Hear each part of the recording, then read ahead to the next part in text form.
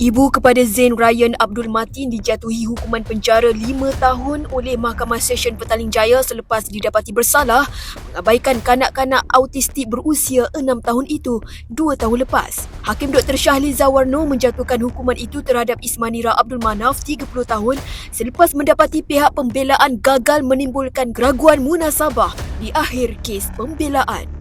Mahkamah memerintahkan tertuduh menjalani hukuman penjara bermula hari ini selain menandatangani bon berkelakuan baik selama 2 tahun dengan seorang penjamin warga negara tempatan serta cagaran RM3,000. Ismanira turut diperintahkan menjalani khidmat masyarakat selama 120 jam yang perlu diselesaikan dalam tempoh 6 bulan selepas tamat hukuman penjara.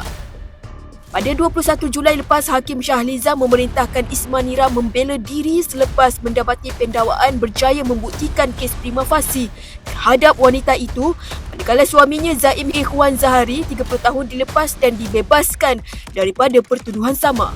Pasangan itu didakwa mengabaikan Zain Ryan dengan cara yang boleh menyebabkan kecederaan fizikal terhadap mangsa di sekitar kawasan Blok R, apartmen Idaman Damansara Damai hingga kawasan sungai berdekatan antara 12 tengah hari 5 Disember hingga 9.55 malam 6 Disember 2023.